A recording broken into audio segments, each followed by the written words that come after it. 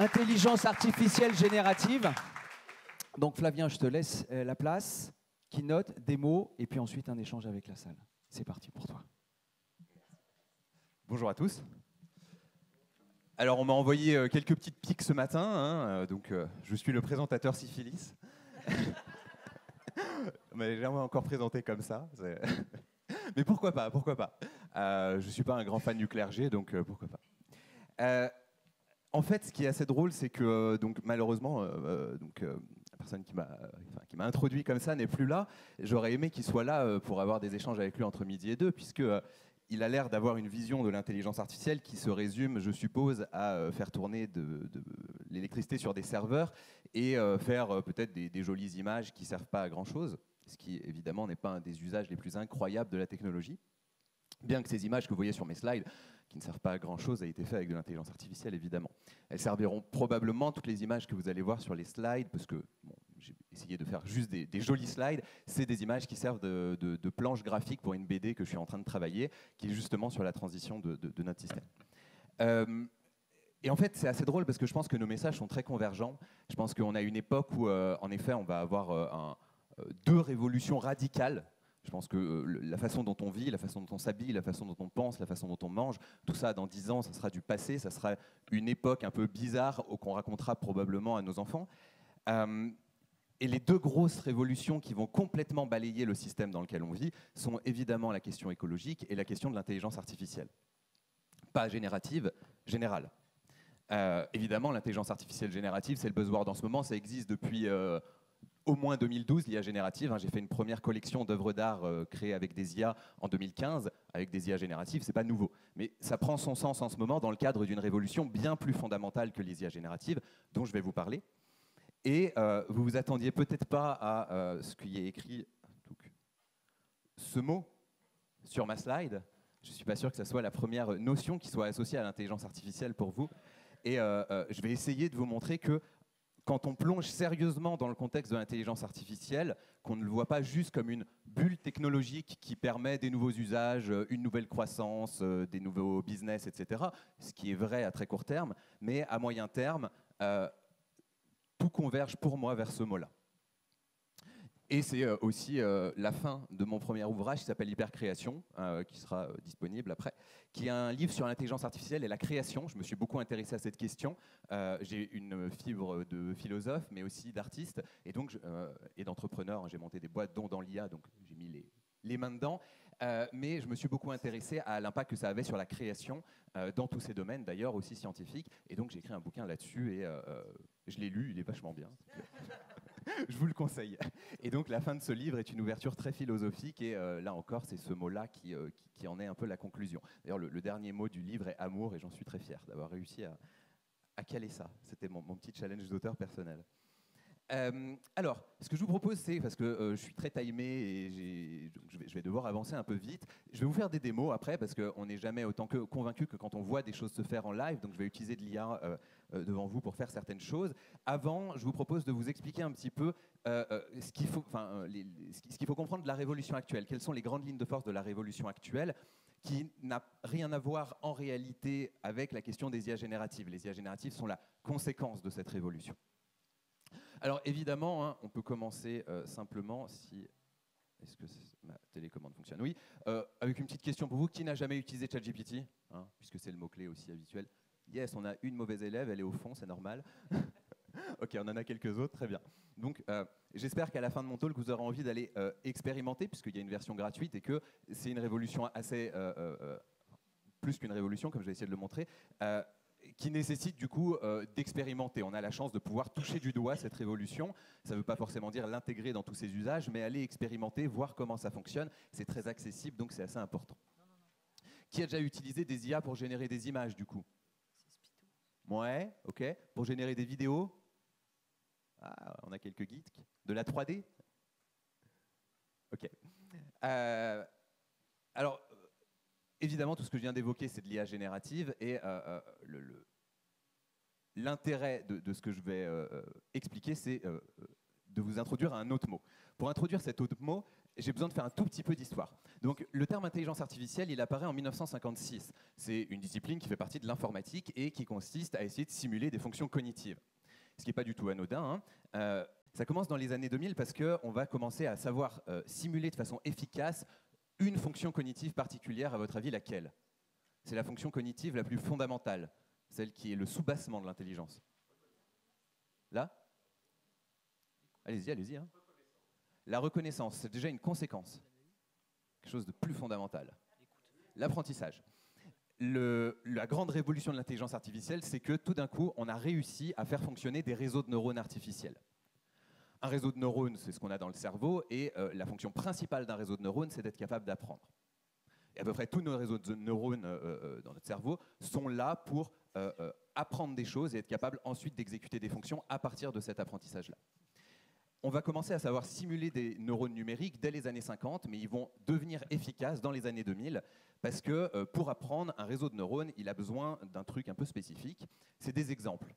Un enfant qui apprend par exemple les animaux, on lui montre sur un livre d'images les crocodiles, les girafes, les hippopotames, et puis quand il a vu 3 girafes, 3 hippopotames et qu'il s'est trompé 3 fois, il est capable de généraliser, on l'a corrigé, et donc il a compris ce qu'était une girafe, il généralise, il a appris, et quand il voit une nouvelle girafe qu'il n'a jamais vue, il est capable de dire girafe. L'intelligence artificielle, c'est pareil, sauf qu'il y a besoin de millions d'exemples. Ça devient progressivement moins vrai, mais pour l'instant, c'est encore très vrai. On a besoin de millions d'exemples, et ces exemples, avant les années 2000, on ne les avait pas. C'est ce qu'on appelle la data, ou la big data. Et donc, la big data, c'est pour ça que c'est un peu le pétrole invisible du 21e siècle, c'est que c'est de l'intelligence en puissance. Si on a un réseau de neurones qui est capable de traiter cette data, il est capable de faire émerger de cette data, bien plus que ce qu'il y a dans la data, une vraie intelligence. C'est pour ça que je parle d'intelligence numérique. Je vais essayer de vous démontrer qu'il est temps de parler d'intelligence. Pas de conscience, pas de pensée, pas de vie intérieure, mais d'intelligence, oui. Donc, dans les années 2000, on commence à faire du machine learning, de l'apprentissage machine assez efficace. On a de plus en plus de données, parce que vous, moi, on participe à la révolution numérique, et donc on génère de la donnée sur Internet. Vous avez peut-être déjà utilisé des CAPTCHA, vous savez, ces petites boîtes sur Internet pour dire que vous n'êtes pas un robot. C'est la plus grande arnaque du numérique, hein. À chaque fois que vous rentrez de la donnée à travers ça, vous entraînez une IA. À une époque, on voulait avoir des IA qui soient capables de lire du texte manuscrit. Donc vous aviez des petits captcha où il y avait écrit Y3W229 et vous mettiez le texte numérique qui correspondait. Vous étiez en train de labelliser de la donnée pour entraîner une IA, montrer un exemple et expliquer ce que c'est. Après, on voulait faire des voitures autonomes, en effet. Donc le grand enjeu, c'était de faire des algorithmes capables de reconnaître les passages piétons et les feux rouges. Donc vous aviez des petites tuiles où vous cliquiez sur les passages piétons et les feux rouges. Et puis en ce moment, pour faire ce genre d'image, on a besoin de systèmes qui sont capables de reconstruire des bouts d'images qu'on a enlevés. Donc vous glissez des petites pièces de puzzle sur des images. Vous allez avoir de plus en plus des CAPTCHA où c'est un petit objet en 3D que vous devez tourner dans le bon sens. Vous l'avez peut-être déjà eu. Et celui-là, il permet de faire des IA qui génèrent de la 3D. Donc, c'est le gars qui a inventé reCAPTCHA, il est milliardaire juste pour cette idée, hein, parce qu'il a permis une génération de data incroyable et qualifiée au niveau de l'humanité entière, et gratuite. Donc, les années 2000, les systèmes d'IA commencent à se développer. On commence par exemple à entraîner des réseaux de neurones à reconnaître des spams. On leur montre 600 000 spams, 600 000 non-spams, et le réseau de neurones est capable de généraliser. On ne lui a pas expliqué comment fonctionnait un spam, mais à partir de beaucoup d'exemples, il a compris à quoi ressemblait un spam, et quand on lui montre un nouveau mail, il est capable de le trier, ça donne un filtre anti-spam. Dans les années 2010, ça continue à se développer. On fait des réseaux de neurones de plus en plus gros. Passez-moi la vulgarité, mais dans l'intelligence artificielle, le grand jeu, c'est qui a le plus gros réseau de neurones. Et les très gros réseaux de neurones qu'on fait à partir des années 2010, on va parler de deep learning, apprentissage profond, parce qu'il y a des neurones qui sont profondément intégrés dans le réseau. Ça va permettre de faire tous les systèmes de recommandation de YouTube, Netflix, Spotify, etc. Ça va permettre le Face ID du smartphone, c'est du deep learning. Donc vous avez un réseau de neurones qui était entraîné à reconnaître tous les visages. Et quand vous le calibrez au début, il prend 600 photos de votre visage. Et c'est autant de données qui servent à le réentraîner pour qu'il soit spécialisé pour reconnaître votre visage par rapport à d'autres. Ça donne évidemment dans les voitures autonomes comme la Tesla qui a des fonctionnalités autonomes, c'est que du deep learning de partout, etc. Donc le deep learning est déjà partout. Si je regarde dans vos téléphones, 9 applications sur 10 sur la page d'accueil ont du deep learning au cœur de l'application. C'est partout. Mais cette révolution-là était une révolution scientifique et technologique et pas ce qu'on appelle une disruption en théorie de l'innovation. Une disruption, ce n'est pas un phénomène scientifique ou technologique, c'est un phénomène socio-économique. C'est quand une révolution technologique ou autre commence à être énormément répandue. Elle devient accessible au grand public, au plus grand nombre. Et du coup, là, elle transforme le monde et ça devient socio-économique. Donc jusqu'à 2017-18, on était dans une révolution scientifique et technique qui apportait des usages, mais c'était très compliqué de faire de l'IA. Il fallait beaucoup de données, beaucoup de puissance de calcul et des ingénieurs et ingénieuses super compétents pour faire les algorithmes. En plus, gros problème, on traitait des cas d'usage très restreints. Si je veux faire un système qui fait du diagnostic automatique, je peux entraîner un algorithme à reconnaître des fractures sur des radios. Je lui montre 1 million de radios de fractures et 1 million de radios sans fracture, il reconnaît les fractures sur des radios. Mais si je veux un autre système qui reconnaît les tumeurs, j'ai besoin d'entraîner un nouveau modèle et c'est de nouveau de la donnée, de nouveau de la puissance de calcul, de nouveau des ingénieurs et de la compétence. Donc il fallait que le cas d'usage soit à très haute valeur ajoutée pour justifier un tel investissement. Il fallait que les données soient présentes, il fallait que le savoir-faire soit là. Bref, tout le monde ne faisait pas de l'IA. Si on n'était pas un géant du numérique ou qu'on n'avait pas beaucoup d'argent avec des cas d'usage à très haute valeur ajoutée, on ne faisait pas de l'IA. Dans la santé, on en faisait. Vous avez par exemple une société avec laquelle je travaillais, APRR, donc les autoroutes en France, qui fait déjà beaucoup d'IA. Dans les tunnels, vous avez des systèmes de vision artificielle qui sont capables de repérer quand il y a quelqu'un qui a un accident pour réagir plus rapidement, de faire de la maintenance prédictive. Enfin, il y a plein d'usages industriels, mais qui étaient quand même que des usages à très haute valeur ajoutée.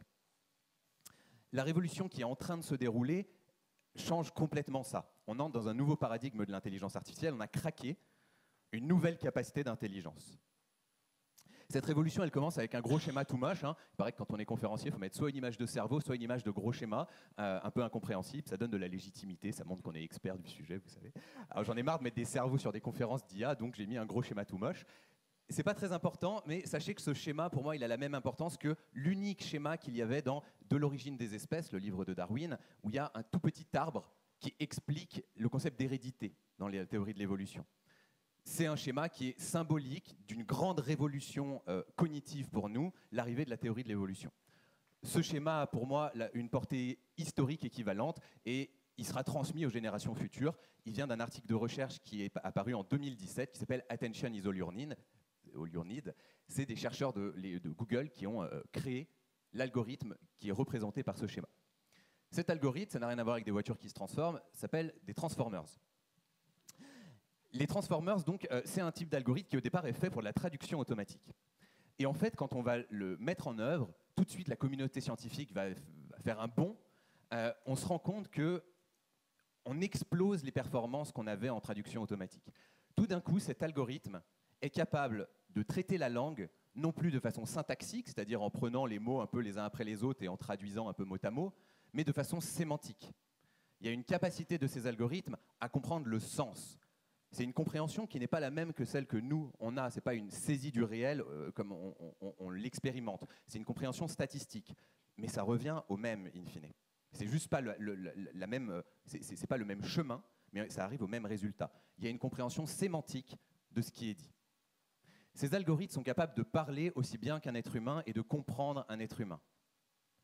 Si vous avez déjà utilisé ChatGPT, vous ne pouvez pas vous empêcher la première fois, et même les fois suivantes, de vous dire « ça pense ». On n'avait pas ça avant. Tous les systèmes d'intelligence artificielle, c'était des algorithmes dans des boîtes. Tout d'un coup, on a une interface où on ne peut pas s'empêcher de se dire « ça pense ». Ce n'est pas vrai. Je ne pense pas que le mot « penser » soit adapté. Ça traite de l'information à un très haut niveau et c'est capable de montrer une intelligence. Mais ce n'est pas tout à fait pareil que de la pensée. Mais on ne peut pas s'empêcher de se dire ça pense parce que la langue, Hannah Arendt disait que dès que ça touche à la langue, l'enjeu devient politique et même philosophique. La langue, c'est ce qui charrie la pensée, c'est ce qui charrie nos systèmes de valeurs, c'est ce qui organise notre monde mental. Et donc quand on voit quelque chose parler aussi bien qu'un être humain, on ne peut pas s'empêcher de se dire ça pense, c'est logique. Donc ces types d'algorithmes sont premièrement une révolution pour la traduction automatique. La barrière de la langue ne va plus exister. Très bientôt, vous parlerez avec un japonais en visio. Ça sera traduit automatiquement. Vous entendrez la personne parler en français avec sa voix et une synchronisation des lèvres. Vous parlerez en français, la personne parlera en japonais. Et il n'y aura aucune barrière de la langue. On sait faire. C'est de l'implantation dans des outils, mais technologiquement, c'est déjà réglé, cette question. Donc ça, c'est une question d'usage, mais surtout symboliquement, ça change le rapport qu'on a à la machine. Tout d'un coup, la machine devient beaucoup plus proche, beaucoup plus intime. Le langage, c'est pas pareil que manipuler des outils. Ça, c'est une interface qui est, on va dire, l'ancien monde du numérique. On a un clavier, on a une souris, on est à distance de ce qu'on exécute sur l'ordinateur. Quand on parle à nos machines avec la voix, on commence à avoir une spontanéité. Toute la chaleur des émotions qui est traduite à travers la langue et à travers la voix se retrouve dans la relation de l'humain à la machine. Ça change complètement la place, la position que la machine va avoir symboliquement dans notre environnement. On ne s'est pas habitué à penser une machine qui soit intime. Si vous avez vu le film Her, je pense que c'est un film extrêmement juste, beaucoup plus juste que Terminator, qui n'est pas du tout crédible. Mais Her est très crédible. Et enfin, ça a une conséquence importante, c'est que ça simplifie toutes les interfaces du numérique, puisque parler à des machines, même si on n'est pas tous égaux face au langage naturel, c'est un peu plus simple que devoir apprendre à coder, apprendre l'interface de Photoshop, apprendre ceci, cela. Il y a quand même une simplicité énorme. L'avenir de l'informatique, ce n'est pas les écrans, c'est la voix. C'est dire à des machines ce qu'on veut qu'elles réalisent et qu'elles le réalisent. Tout ça nous amène au concept fondamental de cette révolution. C'est ce mot, les modèles fondation ou de fondation. C'est ça qui change tout. On s'est rendu compte qu'en fait, les transformers, on pouvait les appliquer à tout type de données. Et l'idée d'un modèle fondation, c'est qu'au lieu d'entraîner un algorithme à résoudre un problème très spécifique et utile, comme le deep learning le faisait, on a craqué une nouvelle façon d'apprendre qui permet d'apprendre un problème complètement inutile, mais généraliste. C'est ça qui va lui permettre à ces algorithmes de comprendre la sémantique d'un domaine. On ne leur apprend pas à résoudre un problème, on leur apprend à comprendre. Typiquement, donc, pour GPT, alors GPT, hein, le T de GPT, c'est le T de Transformers, donc c'est les Transformers qui sont derrière, évidemment. Tous les systèmes d'IA en ce moment, c'est des Transformers. À mon avis, ça va durer un bon moment. On a trouvé une architecture, on va pouvoir faire énormément de choses avec. C'est une architecture qui a un potentiel complètement infini. Pour l'instant, on n'en voit pas du tout le bout.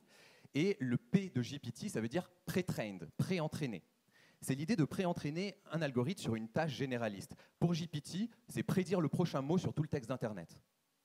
On lui donne le premier mot, il doit deviner le deuxième, il regarde la bonne réponse, il se corrige, il se modifie pour être un peu plus proche de ce qu'il aurait dû être pour donner la bonne réponse. Ensuite, il prend les deux premiers, il essaye de prédire le troisième, il se corrige, etc. On s'en fout de prédire le prochain mot d'une certaine façon.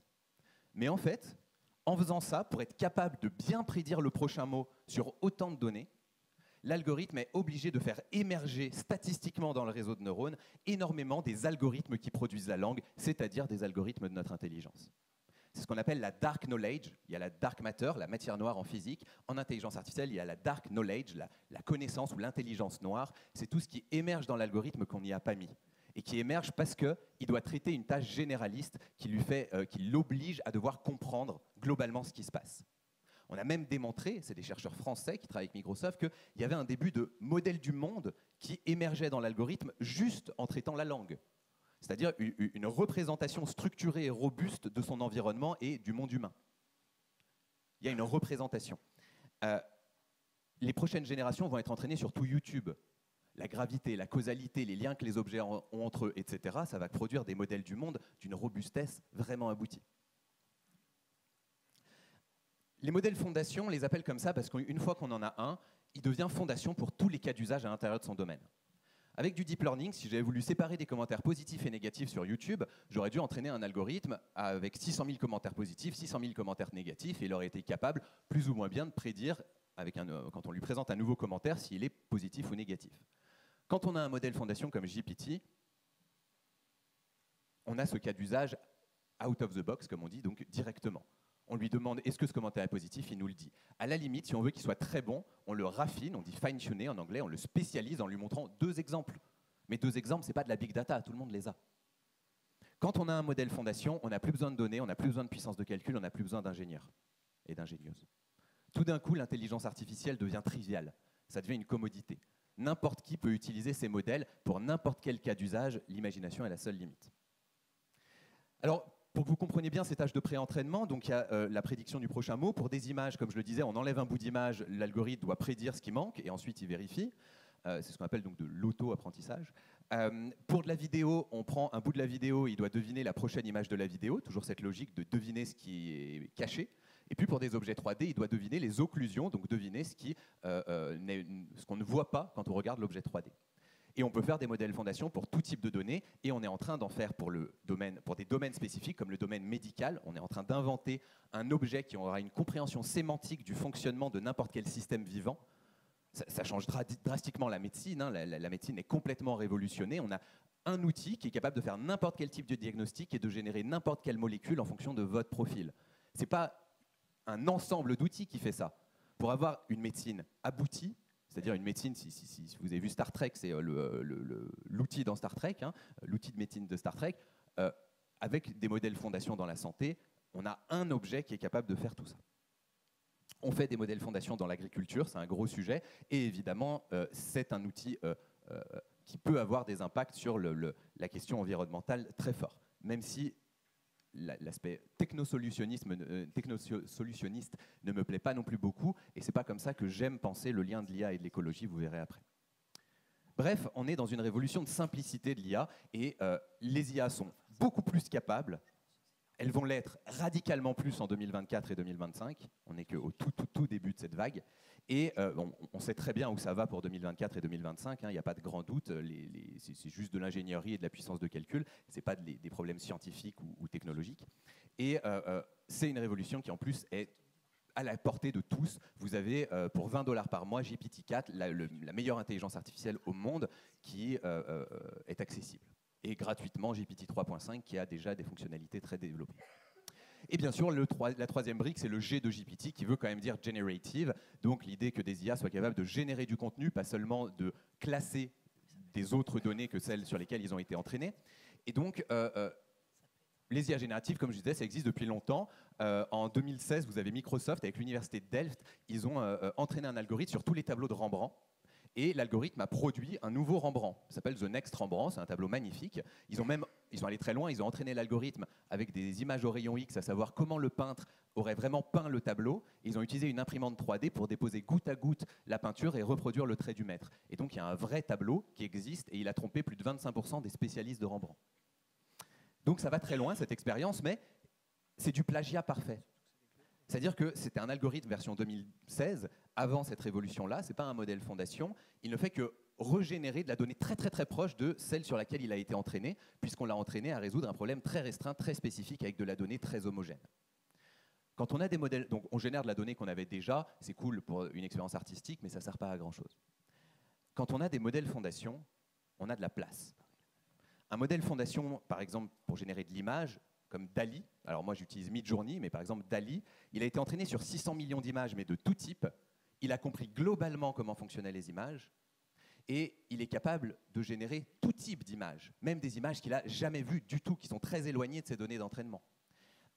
On a calculé le nombre d'images que DALL-E était capable de générer, c'est un 8, et le nombre qui a la puissance à 82 chiffres. Non, vous ne pouvez pas vous représenter, c'est juste pas possible. Si on générait 1 milliard d'images tous les milliardièmes de secondes pendant toute la durée de l'univers, on n'aurait pas exploré un pouillème de ce qui est possible dans un modèle fondation. Donc un modèle fondation, c'est très très très gros. Et ça porte une deuxième révolution symbolique, c'est que ces systèmes sont les premiers outils de l'histoire de l'humanité qui ne sont pas uniquement capables d'automatiser, d'optimiser, d'augmenter ce qu'on sait déjà faire, mais qui sont au sens fort capables de créer. Je n'ai pas dit d'être créatifs, mais qui sont capables de créer des choses neuves, des choses auxquelles on ne s'attendait pas, qui sont capables de participer activement à notre culture, à notre histoire. Cette image-là, pour la générer, je n'ai pas décrit exactement à l'algorithme tout ce que je voulais. Il y a une discontinuité entre mon intention et l'image. J'ai donné quelques éléments clés, graphiques, en disant un petit peu ce que je voulais globalement, mais j'aurais jamais pensé à mettre des yeux globuleux comme ça. J'ai eu une petite extase créative quand il m'a proposé ça. J'ai trouvé que ça marchait très bien avec l'esthétique globale, avec le collier à perles, etc. Les grandes lampes derrière, très art déco, avec le rappel des petits pois avec le collier. Enfin, il y a une cohérence graphique excellente que j'aurais pas imaginée. Et quand j'ai vu l'image apparaître, j'ai fait waouh. Donc, il y a un enjeu symbolique nouveau. Encore une fois, c'est des algorithmes qui sont capables de créer et qui participent, qui deviennent non plus seulement des outils, mais aussi des acteurs à part entière, et qui vont le devenir de plus en plus. C'est ce qui est devant nous. Les prochains mois, évidemment, il va y avoir beaucoup d'enjeux sur la safety de ces modèles-là pour qu'ils soient utilisés par les entreprises, donc ChatGPT entreprise, plein de logiques pour que les données soient confidentielles quand on utilise ces modèles, etc. Ce qui arrive derrière, c'est deux choses énormes. La première, c'est une révolution au niveau du layer fondamental, c'est-à-dire au niveau des modèles eux-mêmes. C'est l'idée de la multimodalité. C'est qu'un modèle soit capable de traiter plusieurs types de données. C'est déjà le cas avec GPT-4. GPT-4 est capable de comprendre les images, de générer de l'image, de comprendre de l'audio, de générer de l'audio, de comprendre à peu près n'importe quel type de document bureautique et de générer n'importe quel type de document bureautique. Vous demandez à GPT de vous faire un PowerPoint, il vous génère le PowerPoint. La multimodalité va aller plus loin. Donc GPT-5 et sûrement Gemini, le gros modèle que Google a annoncé pour le début d'année, seront, on dit everything to everything, c'est-à-dire capables de comprendre tout type de données et de générer tout type de données, ou presque. Donc aussi de la vidéo et de la 3D, au début de façon moyenne, et puis de mieux en mieux. On a déjà des générateurs de vidéo et de 3D qui sont assez aboutis. Ils auront sûrement des versions métiers capables de comprendre tout type de données médicales et de générer tout type de données médicales, là aussi. Donc la première chose, c'est la multimodalité. Là aussi, en art, il y a plein d'enjeux absolument incroyables, parce que c'est des algorithmes qui sont capables d'une synesthésie artificielle. On peut leur demander, leur donner une image et leur dire c'est quoi la musique la plus proche de cette image.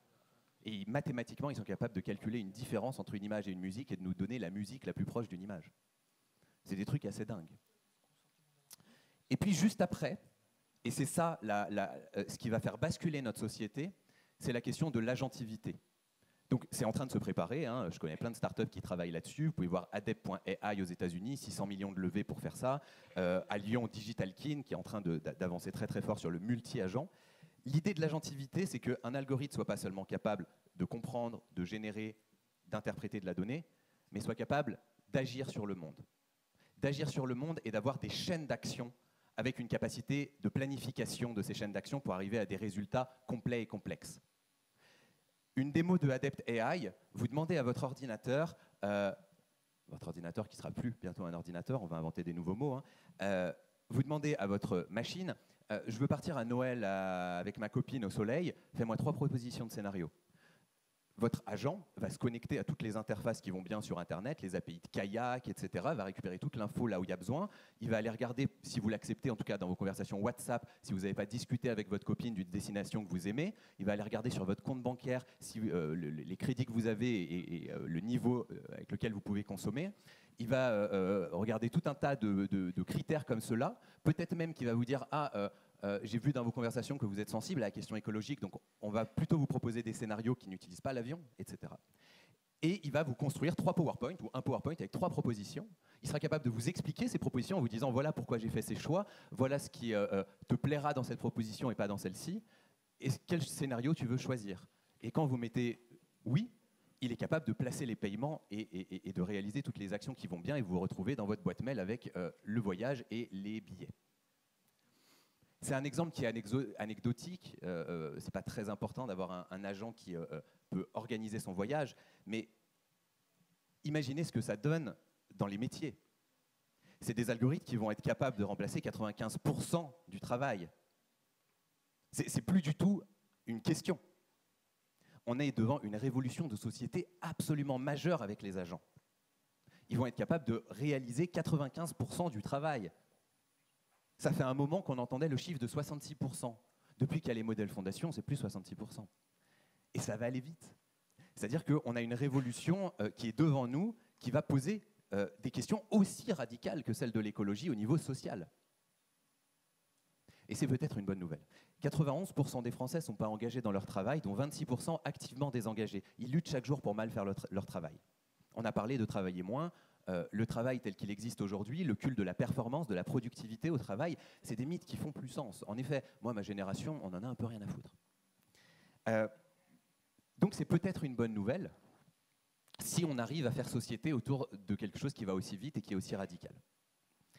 Alors, avant de faire mon ouverture sur la question de la tendresse, juste quelques points éthiques, parce que maintenant que je vous ai dit ça, il y a, tout comme avec l'écologie, mais l'écologie a à la fois ce côté merveilleux de nous amener vers une pensée systémique plus équilibrée et ce côté problématique qu'actuellement il est vécu comme un discours moralisateur. Et donc, il n'y a pas d'action, parce qu'en effet, si on est très riche et qu'on est un prince pétrolier, on a beaucoup plus de style devant le récit qui est raconté autour de notre personnage est beaucoup plus agrégateur pour les sociétés humaines que le récit de on va dire, d'un équilibre planétaire ou d'une frugalité ou ce genre de choses, qui sont des magnifiques récits. Moi, je crois qu'il y a une poésie là-dedans incroyable. On l'évoquait ce matin. Mais au niveau global, ce n'est pas agrégateur comme récit. l'intelligence artificielle est un produit, un pur produit du capitalisme. Et moi, ce que je trouve très drôle, c'est que je travaille beaucoup avec des codir sur travailler sur leur vision stratégique vis-à-vis de l'IA. Et en fait, au début, il y a une excitation sur le fait de créer des opportunités. Et puis très rapidement, à peu près tous les codir se rendent compte que ça va complètement disrupter leur industrie et qu'ils vont devoir repenser très globalement leur entreprise. Et donc là, on a le même effet que la question écologique, c'est-à-dire devoir remettre en perspective globalement notre système, mais avec quelque chose qui vient de l'intérieur et qui est attendu comme le messie, et qui est vu comme un objet de performance économique. Et où toutes les entreprises savent que si elles n'y vont pas, à très court terme, elles vont se faire laminer sur le marché. Donc, les entreprises vont devoir, et ça c'est génial parce que ce n'est pas un discours moralisateur externe, c'est un discours interne, les entreprises vont devoir plonger dans cette révolution en sachant que cette révolution va les rendre absurdes. Et je trouve ça génial. On est face à un moment de notre société où ce qu'on a inventé, grâce à notre système, va rendre absurde notre système. Si on pense les agents un tout petit peu loin, on a pratiquement l'aboutissement du capitalisme, c'est-à-dire une production instantanée à capital et valeur du travail zéro. Il y a des économistes qui commencent à se pencher très sérieusement sur cette question parce que ça va nécessiter un système de redistribution massive de la valeur. Et pas par le revenu universel, c'est complètement insuffisant. Mais donc il y a on va dire, on pousse le capitalisme jusqu'à son aboutissement qui le rend absurde, qui oblige à complètement changer le système. C'est là où il y a une convergence avec l'écologie très forte, je pense. C'est que ces deux éléments ensemble vont nous amener à remettre à plat, et je ne crois pas à la transition, je ne pense pas qu'on puisse transiter doucement, je crois que c'est trop tard pour ça et que de toute façon, ce n'est pas la façon de fonctionner de l'humain. Personne ne transite doucement, on ne transite pas doucement de l'adolescence à l'âge adulte, on a des crises. Et donc, on est dans l'adolescence de l'humanité, on va vivre notre grosse crise d'adolescence, je crois. On va prendre vraiment, vraiment cher. Je pense qu'on est une génération qui va vivre des choses, une sorte d'effondrement, je ne sais pas de quoi il sera fait, mais une sorte d'effondrement. Et là aussi, les discours qu'on entendait ce matin, qui sont extrêmement précieux, toute cette pensée, par exemple l'économie de la fonctionnalité auquel je crois beaucoup, je pense que ce n'est pas des discours qui vont nous éviter l'effondrement, mais qui vont nous permettre une construction après cet effondrement d'un nouveau système. Mais je ne crois pas du tout que notre système puisse transiter. Je pense qu'il a besoin d'être cassé pour pouvoir reprendre. Et l'intelligence artificielle va le casser d'une façon convergente avec celle de l'écologie. Je pense que ces deux thématiques vont converger. Tant qu'à faire, je finis là-dessus, et puis je vous donnerai quelques autres points après. Du coup, il y a une vraie pensée de l'intelligence à avoir, quelle est sa place dans un nouveau système post-effondrement. Et c'est là où la question de la tendresse entre en jeu, je pense. L'intelligence artificielle va du coup, en cassant notre système, en même temps casser un symbolisme énorme. On va vivre une blessure narcissique très forte. C'est pour ça que beaucoup de gens ont peur de l'intelligence artificielle. On s'est habitué à penser l'humain et l'humanité comme le summum du règne animal. Mais on a déjà vécu des blessures narcissiques. Copernic, on n'est pas au centre de l'univers. Darwin, on n'est pas au sommet de l'évolution, etc. Et là, je crois qu'on est face à une nouvelle blessure narcissique. On n'est pas du tout au sommet de l'intelligence. Des systèmes vont être beaucoup plus intelligents que nous et beaucoup plus, et je dis encore une fois, l'intelligence, ce n'est pas la pensée, ce n'est pas la sensibilité, etc. Mais vont être beaucoup plus intelligents que nous et a priori vont être beaucoup plus performants et productifs que nous sur à peu près tout ce qu'on sait faire au travail. Donc ça nécessite de repenser en profondeur l'humain. Et là où on a raconté ce récit de la performance de l'humain, qui doit être l'être par excellence, l'être qui est connecté au divin, qui est au-dessus, et donc celui qui, on va dire, est reconnu dans une société humaine, c'est celui qui est très riche, très performant, etc., qui a des éléments plus que les autres. Je pense que cette logique-là va, elle aussi, être chamboulée par l'intelligence artificielle et cette blessure narcissique, et qu'on a l'opportunité, en voyant des êtres se développer, des êtres numériques se développer et venir nous challenger sur ces dimensions-là, on a soit la possibilité de se brancher à ces machines pour ne pas être dépassé, c'est le mythe transhumaniste. On a l'idée aussi, on va être détruit ou mis à plat par ces technologies. C'est les imaginaires Terminator qui n'ont pas beaucoup de sens par rapport à ce qui se développe. Et puis je pense qu'il y a une voie un peu intermédiaire qui est justement de se dire on a un hyper-humanisme à inventer. Ce qui définit en propre l'humain, ce n'est pas ses performances, c'est ses limites. C'est un être vivant. Il est capable de ne pas être capable de. Il y a donc de la vulnérabilité. Et je crois que la tendresse, c'est l'acceptation de la vulnérabilité de l'autre qui lui permet à cette vulnérabilité d'être vue comme une valeur. Donc je pense que l'intelligence artificielle va nous contraindre à la tendresse. Évidemment, si vous voulez en savoir plus, il y a mon bouquin et j'en prépare un autre qui sera beaucoup plus centré sur cette question-là. Alors, rapidement, pour avoir quand même... ouais, j'ai déjà dépassé mon temps, ok. Pour avoir 10 minutes pour faire des démos. Rapidement, il y a des défis éthiques énormes. La question des biais, le fait que ces algorithmes soient entraînés sur des données, ne sera pas toujours vrai. On commence à faire des algorithmes qui s'entraînent en captant les données dans le monde par eux-mêmes, comme le fait un enfant qui est curieux. On sait faire de la curiosité artificielle. Hein. Ça aussi, dans mon bouquin, je l'explique. C'est pas si difficile. Mais pour l'instant, ces grands systèmes-là sont plutôt entraînés sur des données humaines, et donc s'il y a des biais dans les données, ils les reproduisent, voire ils les amplifient. Typiquement, avec la première version de Midjourney, quand on demandait a CEO, en anglais, donc un ou une patronne, c'est neutre, on avait un homme blanc de 40 ans en costard-cravate. Donc c'est un biais qui existe dans notre société, c'est pas l'IA qui est méchante, mais il y a besoin de traiter ces biais-là avant que les systèmes arrivent en production, et il y en a beaucoup des biais. Mais en même temps, c'est plutôt aussi quelque chose de positif, puisque ça matérialise les biais de notre société, et ensuite, on peut les montrer et être capable de les traiter là où ils existent dans la société humaine. Donc, ce n'est pas qu'un problème. Désinformation, deepfake, évidemment, les IA génératives amènent la capacité à générer tout type de données, pour l'instant numérique, peut-être ensuite à générer des choses au-delà du monde numérique. En tout cas, à court terme, le monde numérique doit être conceptualisé, pensé, d'abord comme potentiellement généré, sauf preuve du contraire. Il n'y a plus d'ambiguïté. Les NFT d'ailleurs, qui ont fait leur bulle en 2021 en vendant des singes à 600 000 $, enfin 600 millions de dollars complètement ridicules, les NFT vont trouver leur usage comme technologie de traçabilité des objets numériques. Il y a un premier appareil photo qui est sorti. Dès qu'on prend une photo, il y a un NFT qui est enregistré dans une blockchain, et dès qu'on modifie la photo, le NFT est modifié, et donc en fin de chaîne, pour la personne qui voit la photo par exemple sur Internet, il peut avoir une carte d'identité historique, une traçabilité parfaite de la donnée numérique. Donc on va avoir de plus en plus de systèmes comme ça qui vont trouver leur sens du fait des IA. L'accès inégal, ça c'est un des gros sujets pour moi sur lequel je travaille au niveau éthique. La question de l'égalité face à la technologie, c'est la question d'une polarisation de l'humanité entre des gens qui vont utiliser ces technologies pour augmenter leur intelligence, leur créativité et, si possible, j'espère, leur sensibilité, comme je l'évoquais. Et puis une partie peut-être qui n'y aura moins accès ou qui aura un accès qui servira pas aux mêmes choses, tout comme on peut utiliser Internet pour s'enrichir sur Wikipédia ou pour s'abrutir sur les réseaux sociaux. Ces systèmes-là ont la même capacité à polariser l'humanité. Le fait de centraliser dans les mains d'un seul acteur, c'est une vraie question. Aujourd'hui, on a envie de faire de l'open source, on a envie que ces systèmes soient ouverts.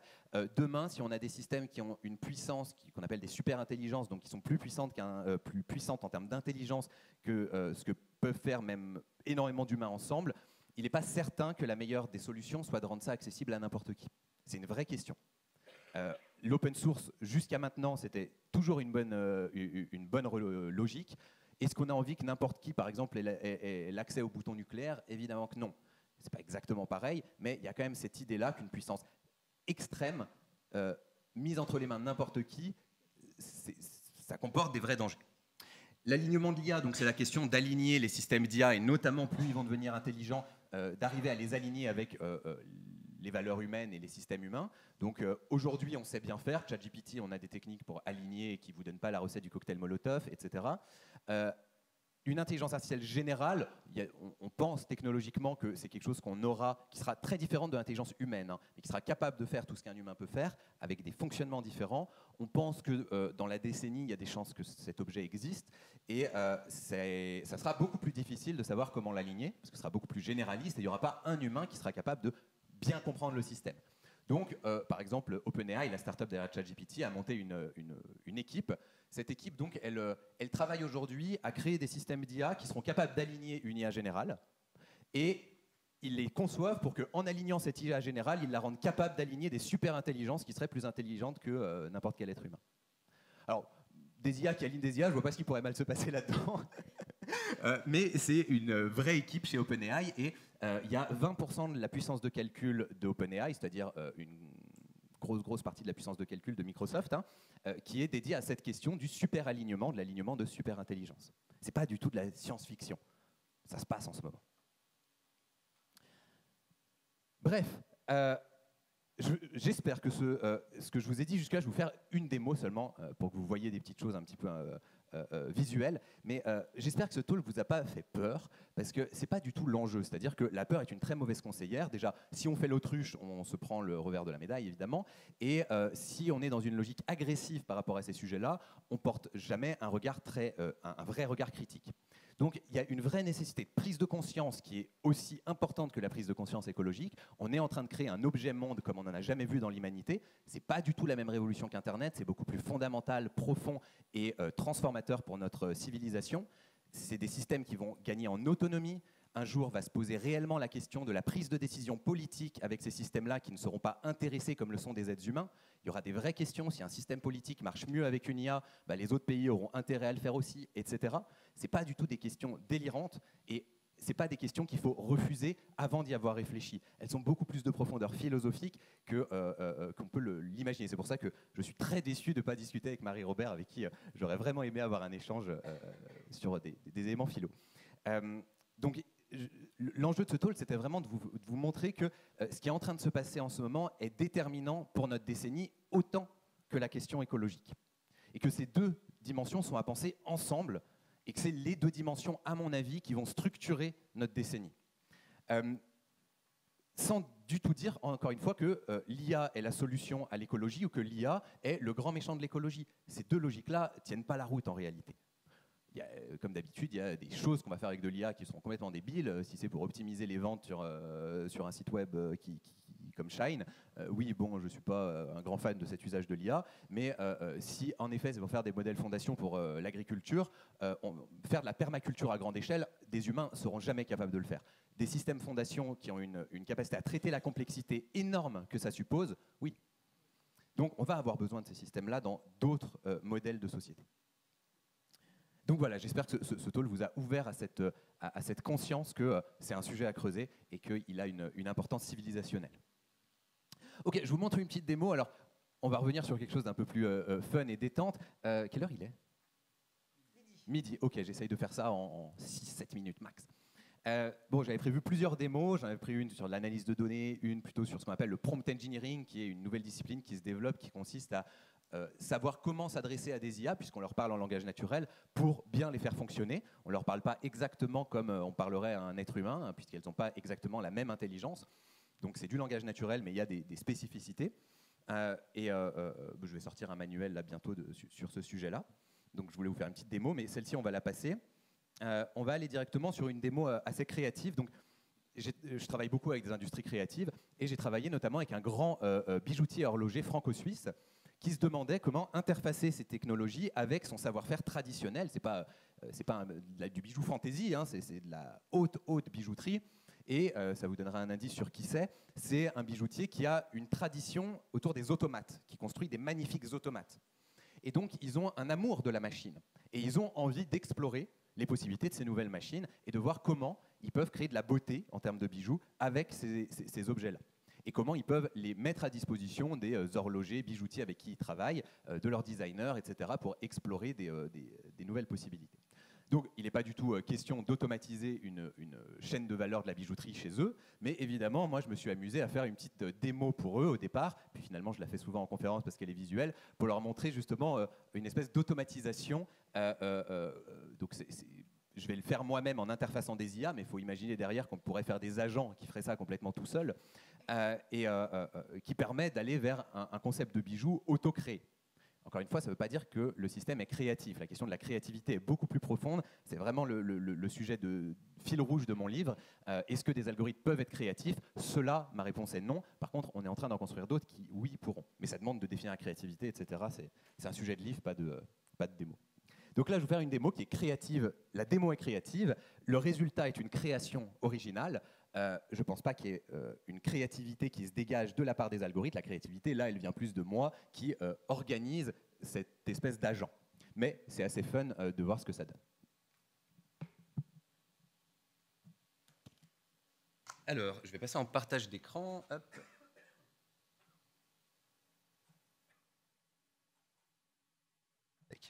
J'aime bien cette démo aussi parce qu'elle permet de voir différents systèmes d'IA, pas un seul. Donc, c'est cool. Alors, on va commencer quand même avec ChatGPT. Je vais vous expliquer, hein, évidemment. Ah, j'avais prévu de mettre ça au tout début. C'est drôle, je voulais le faire sur la première slide. C'est une petite IA qui vous fait des timelines, par exemple, History of AI. Je voulais la faire dérouler pendant que j'étais en train d'expliquer l'histoire de l'IA. Et c'est assez marrant parce que bien, et ça donne presque les mêmes mots-clés que ce que moi ce que j'aurais pu vous expliquer à travers mon talk. Donc c'est assez drôle. Si vous avez envie, c'est complètement gratuit. Mylens, vous pouvez aller jouer avec ça chez vous et faire des super timelines sur à peu près tout ce que vous voulez. Bref, donc ChatGPT, alors ChatGPT, c'est le mot-clé, mais c'est pas pour rien. C'est le meilleur système d'intelligence artificielle au monde. Enfin, GPT est le meilleur système d'intelligence artificielle au monde. ChatGPT est un produit qui utilise ce système d'IA-là et qui est beaucoup moins puissant que le système d'IA initial. ChatGPT est une version très restreinte de GPT-4. Et GPT-4 lui-même est déjà une version très restreinte de ce qu'il a été au tout début. Il a été réentraîné pour être plus éthique, plus aligné, mais en faisant ça, on lui a enlevé beaucoup de ses capacités. On a réduit son intelligence. Les premières versions sur lesquelles ont travaillé beaucoup de chercheurs, c'est du délire ce qui en sortait. Donc ChatGPT, c'est beaucoup moins abouti, mais c'est déjà très sympa et ça a surtout été raffiné, spécialisé pour faire des dialogues agréables. Donc pour un utilisateur final, c'est très bien. Donc là, vous avez l'interface de GPT. À gauche, vous avez, vous voyez que je travaille sur des surgelés. Très bien. C'est pour des tests. Et que je calcule mes pénalités de retard avec GPT. Là, vous choisissez le modèle, GPT 3.5, GPT 4 ou les plugins. Donc 3.5, il est complètement gratuit et déjà puissant. GPT 4 est bien sûr beaucoup, enfin, il y a un vrai gap. Surtout GPT 4 est multimodal, il peut utiliser plein de types de données. Et donc, je vais balancer un premier prompt. Donc, un prompt, c'est typiquement ça. Alors, vous avez des très mauvais prompts. Je vais vous expliquer celui-là. Un très mauvais prompt, c'est un prompt qui ne donne aucune spécificité. C'est ce que j'appelle un prompt gigot. Garbage in, garbage out. Si vous mettez de la merde en entrée, vous avez de la merde en sortie. L'intelligence artificielle, elle fait partie. Enfin, il y a une partie de l'intelligence artificielle qui est l'humain qui utilise l'intelligence artificielle. Si vous êtes médiocre derrière l'ordi, vous avez de la médiocrité artificielle. Donc, il y a un gros enjeu à faire des demandes abouties. Si on met rien de différenciant, rien de spécifique dans sa demande, et c'est toujours ce qu'on fait la première fois qu'on utilise le système, on a des réponses ultra superficielles. C'est comme si vous prenez un Gus dans la rue, vous lui dites « écris-moi une fiche de poste », il ne sait rien de votre contexte, il va écrire la fiche de poste la plus basique qui puisse, si déjà il accepte, parce que imaginez, vous avez quelqu'un dans la rue qui... Enfin bon. Donc, c'est un peu pareil, il faut vraiment amener des éléments dans le prompt pour avoir une réponse intelligente. Donc, j'aurais pu demander, par exemple, fais-moi un bijou créatif. Il m'aurait sorti un concept de bijou qui représente une constellation ou qui change de couleur en fonction de la température. Bijou gadget, quoi. Parce que sur Internet, dans les données d'entraînement, il a vu bijoux créatifs sur des sites comme Claire's, etc., avec des bijoux gadgets. Un grand horloger au joaillier ne va pas mettre bijoux créatifs quand il parle de ses bijoux. Donc, il faut aller chercher un peu plus loin pour avoir... il faut réfléchir aux données d'entraînement pour savoir comment l'intelligence artificielle va produire ses réponses et raisonner et être capable de bien prompter. Alors là, du coup, je vais faire un prompt qui est assez drôle. Comme je m'intéresse beaucoup à la créativité, évidemment, je me suis amusé à créer des petits principes de création en prompt. Et là, c'est ce qu'on appelle de la dissociation. Donc, la dissociation, c'est la capacité qu'ont les créatifs à associer des matrices de pensée très éloignées. D'habitude, on pense par association. Si je vous dis chat, vous pensez poil, vous pensez chien, vous pensez croquette, coussinet peut-être. Mais a priori, vous n'allez pas penser, je ne sais pas, système de visioconférence. Donc, souvent, on pense par association proche. La dissociation, c'est penser par association lointaine, mais pertinente. Typiquement, j'aime bien raconter cette petite histoire, c'est Le Corbusier, que j'aime beaucoup, qui devait créer la chapelle Ronchamp. Et il n'avait pas d'inspiration. Et donc, un dimanche, il en a marre de travailler, il se casse pour faire une balade sur la plage avec sa famille.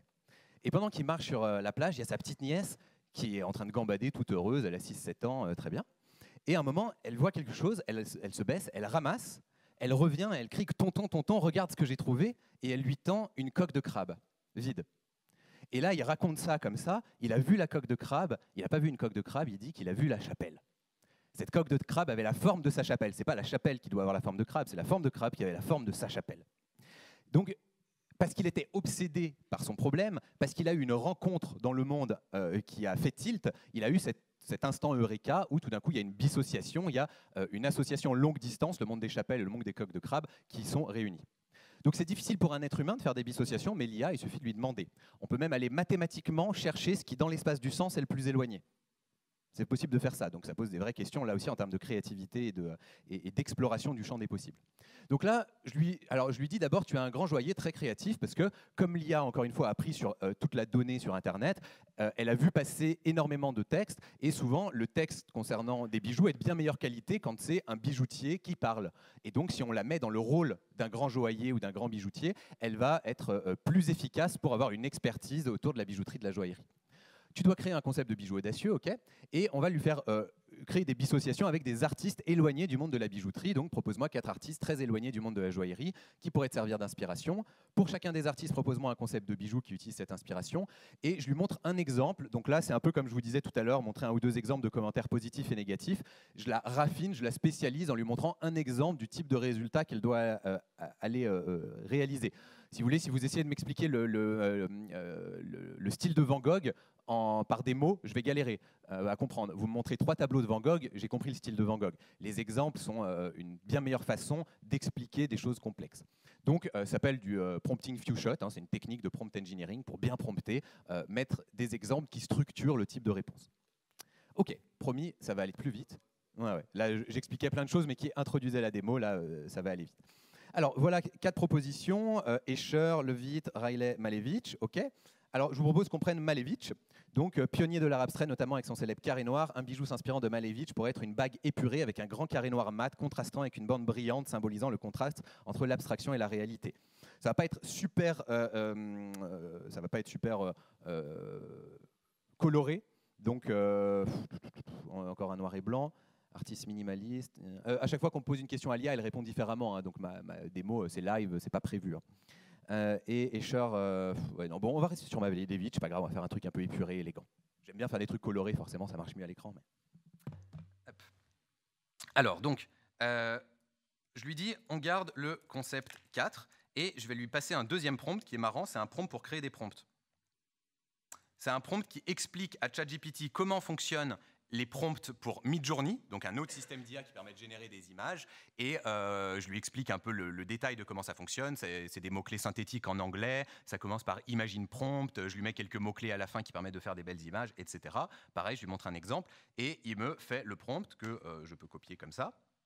Je vais ensuite sur Midjourney, donc là je suis sur les serveurs publics de Midjourney, ça passe par Discord, ça c'est des images que des gens sont en train de générer, c'est pas moi, hein. Donc voilà, quelqu'un qui génère des poulpes, hein. Big octopus hen catches a container from cargo ship in the sea, ok. RGB color character from branding of multimedia, ok, bon, etc. Donc, je lance mon prompt. Pendant 5 secondes, je vais être en waiting to start, et puis l'image va commencer à se générer. Et donc, il va me faire 4 propositions.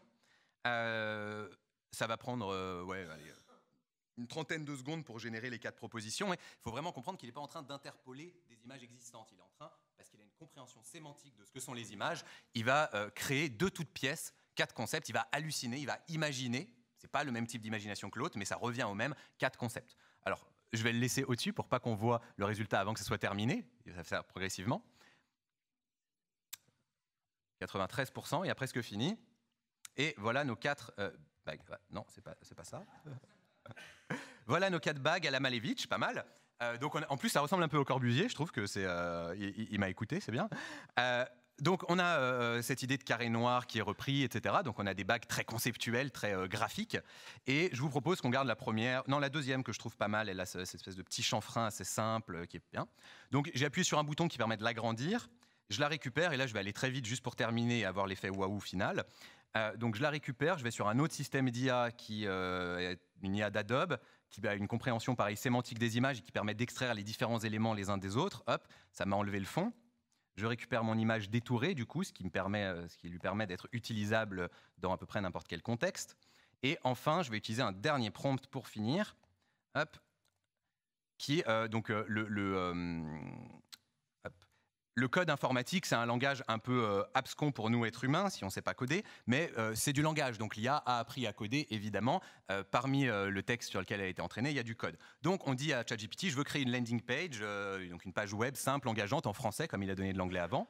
La page a un fond noir cassé, des bordures internes de 10%, l'une à gauche, enfin il y a une section à gauche avec une image du bijou, une section à droite dans laquelle tout est aligné verticalement sur la gauche avec le nom du bijou, un petit texte de présentation qui explique le bijou de façon poétique et engageante, je lui demande de le générer, etc. Et je lui demande de me générer cette page web.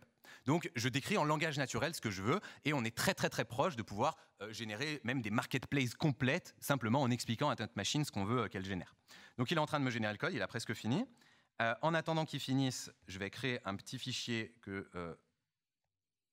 Non, je ne suis pas dans le bon dossier, c'est pour ça. Hop. Désolé. Alors ça, je vais l'appeler bijou, comme je lui ai dit que le fichier s'appelait bijou. En majuscule. Hop. Je vais créer un petit fichier texte tout simple que je vais appeler page.html. HTML, c'est pour lui dire que c'est une page web. Hein. Je vais ouvrir mon bloc-notes. Tac. Ça, c'est pas pour maintenant. Et donc, j'ai un fichier complètement vide. Ici, il a dû finir le code. Oui, je vais cliquer sur copy code. Je colle ici, j'enregistre, je ferme, je ne veux plus voir de code. Et j'ouvre ma page et tada.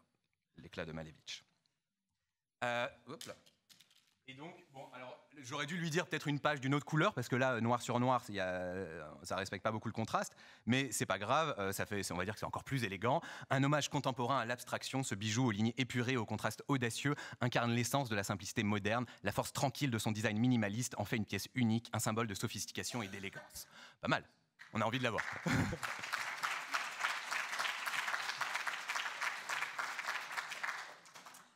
Bref, sur ce, je vais m'arrêter là. J'aurais envie de continuer à vous parler. On va prendre des questions.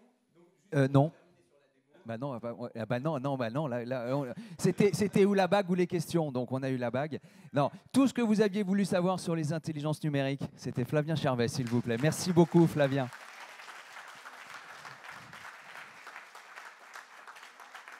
Ce qui est assez passionnant avec l'histoire que vient de nous raconter Flavien, c'est qu'à un moment, les algorithmes, tu le disais, cherchaient le mot d'après, cherchaient l'image d'après. Je pense qu'avec ce que tu nous as dit aujourd'hui, on cherche le monde d'après, oui. Mais il y aura un effondrement. Alors, à mon avis, oui.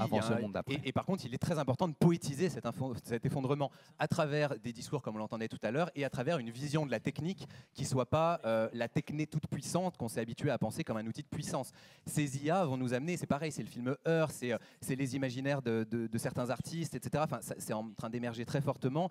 L'idée de développer face aux machines, non plus un rapport simplement d'outils, d'esclaves qui augmentent notre puissance, mais un rapport d'altérité. Ces systèmes vont devoir prendre une position sociale qui sera très différente de l'être humain, mais on va développer un autre rapport à nos machines avec ces algorithmes, et ça fait partie de cette révolution un peu cosmopoétique qui nécessite de transformer profondément nos valeurs.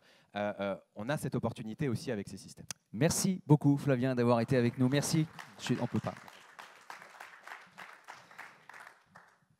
Il y a eu deux, trois questions. C'est juste un commentaire que je lis.